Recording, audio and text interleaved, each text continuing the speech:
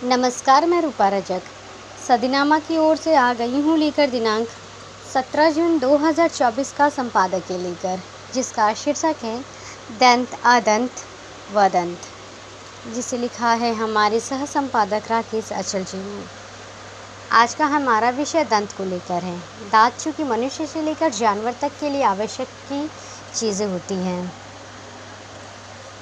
और जानते हैं संबंध में आगे क्या कहते हैं हमारे संपादक महोदय।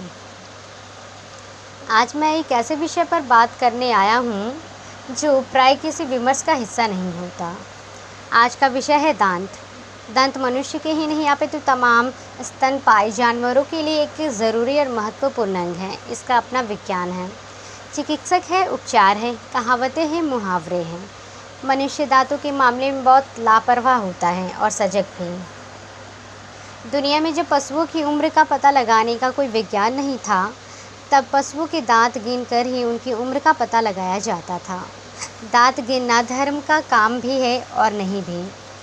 आज बकरीद है, इसलिए आपको बता दूं कि इस्लाम धर्म के अनुयायी कुर्बानी के लिए बकरा खरीदते समय उसके दांत ज़रूर गिनते हैं। ये एक धार्मिक बाध्यता है, क्योंकि ऐसा माना जाता है कि केवल 1 साल के ऊपर के बकरे की ही कुर्बानी दी जानी चाहिए। इस वजह से यदि किसी बकरे के 2, 4 या 6 दांत होते हैं तो ही उनकी कुर्बानी दी जाती है। हमारे शहर ग्वालियर में 1 शताब्दी पुराना पशु मेला लगता है। इस मेले में मैंने खरीदारी को गाय, बैल, भैंस, बकरी, घोड़ा, यहाँ तक कि ऊँट के दांत गिनते देखा। जानवर पशुओं के दांत गिनकर उनकी उम्र का अनुमान लगा लेते, यानी पशु विक्रेता अपने माल की उम्र को लेकर ज़्यादा ठगी नहीं जा सकती। दांत गिनना एक कला भी है और विज्ञान भी। मनुष्यों में 32 दांत होते हैं। इन्हें भी कभी गिना जाता है तो कभी नहीं। मनुष्य के दांतों में एक दांत का नाम अक्कल दांत भी होता है। ये या तो निकलती नहीं या यदि निकलती है तो फिर बहुत कष्ट देती है। बहरहाल दांत को लेकर कहावतें हैं और मुहावरे भी। आपने दांत काटी रोटी के बारे में सुना होगा कि जब दांत थे तब चने नहीं थे और जब दांत नहीं हैं तो चने हैं। आपने सुना होगा कि दान की बछिया के दांत नहीं गिने जाते।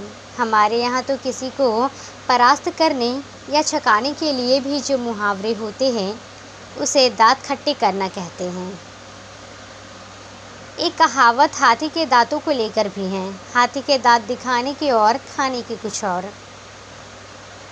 दांत हाथी के और कहावत मनुष्य के लिए बनी है।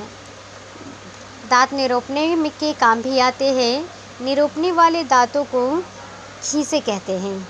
खीसे निरोपना एक पॉलिटिकल कला है। संसद और विधानसभाओं में जाने वाले तमाम लोग सिर्फ खीसे निपोर कर ही अपना कार्यालय काल पूरा कर लेते हैं।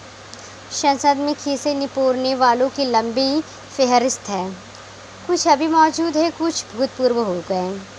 कुछ के दांत आंत में विलीन हो जाते हैं, नज़र ही नहीं आते। मैं जिन दांत की बात कर रहा हूँ वे बहुउद्देशीय होते हैं। मनुष्य बनाने वाले दांत बनाते समय ही उनका काम भी तय कर दिया जाता था। शायद इसलिए आप ये जानकर हैरान होंगे कि दांत का काम सिर्फ किसी चीज़ को पकड़ना, काटना, फाड़ना और चबाना ही नहीं होता। जानवर इन दांतों से कुतरने, खोदने, संवारने और लड़ने का भी काम करते हैं। दांत आहार को काट पीस कर गले से उतरने योग्य बनाते हैं। खुद ईश्वर ने एक अवतार में अपने दांतों से सकल ब्रह्मांड को ऊपर उठा लिया था।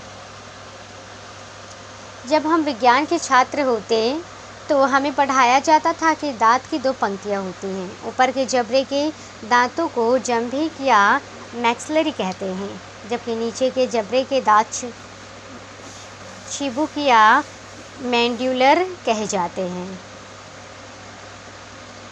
ऊपर का जबड़ा स्थिर यानी मेरी तरह अचल रहता है और नीचे का जबड़ा सचल।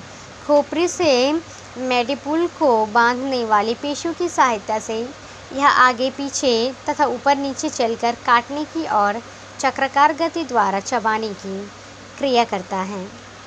कहते हैं कि ईश्वर ने दांत को शरीर की सबसे मजबूत अस्थि के रूप में निर्मित किया है। अंतिम संस्कार के समय आग में तमाम अस्थियां जलकर राख भले हो जाए, लेकिन दांत सुरक्षित रहते हैं। इन्हें ही गंगा विसर्जन के लिए चुना जाता है। दांतों के प्रति सनातनियों का श्रद्धा भाव इतना है कि वे इन्हें दांत नहीं बल्कि फूल कहते हैं, यानी अस्थि संचय की क्रिया फूल चुनना भी कही जाती है। यह क्रिया मानव जाति में शमशान वैराग्य उत्पन्न करती है। ईश्वर दांत बनाने के मामले में बड़ा ही उदार रहा। ईश्वर ने केवल मनुष्य या दूसरे स्तनपायी जीवों को ही दांत नहीं दिए, बल्कि जलचरों और सरीसृपों को भी इस इनाम से बख्शा है।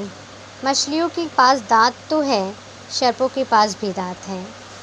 न दांत होते तो क्या राष्ट्रकवि रामधारी सिंह दिनकर लिख पाते कि क्षमा शोभती उस भुजंग को जिसके पास गरल हो, उसको क्या जो दंतहीन विष रहित विनीत सरल हो। दंत पंक्तियों को लेकर साहित्यकारों ने बड़ी बड़ी उपमाएं खोजी। अक्सर दांतों के लिए दारिम पंक्तियाँ, अनार के दानों की पंक्तियाँ का इस्तेमाल किया जाता है। दांतों का कथाओं से क्या रिश्ता, मुझे नहीं पता, किंतु मैं बचपन से दंत कथाओं के बारे में सुनता आया हूँ। बहुत सी दंत कथाएं मैंने पढ़ी भी हैं। अब तो दंत चिकित्सा और दंत औषधि विज्ञान अरबों खरबों का बाजार है। कोई दंत क्रांति बना रहा है तो कोई किसी ने वर्षों पहले विको वज्र दंती बनाई थी। यानी यदि दुनिया में दांत ना हो तो क्या ये सब मुमकिन था। इसलिए कहा जाता है कि जब तक जिंदा रहना है तब तक मुंह में दांत और पेट में आंत सही सलामत होना चाहिए। कभी कभी दांतों की आकृति के आधार पर नामकरण भी हो सकता है। महाभारत काल में दंत वक्र का उल्लेख आता है। महाभारत के अनुसार योगी राज कृष्ण की मौसी श्रुत देवी का विवाह करुषाधिपति वृद्ध शर्मा से हुआ था और उसका पुत्र था दंतवक्र। संभवतः दंतवक्र के दंत टेढ़े मेढ़े होंगे। श्रुत देवी श्री कृष्णा की माता देवकी की छोटी बहन थी। जब साल्व ने द्वारका पर आक्रमण किया तब दंतवक्र भी शाल्व की ओर से कृष्ण के विरुद्ध युद्ध में लड़ा था। भगवान गणेश को तो सब एक दंत कहते ही हैं।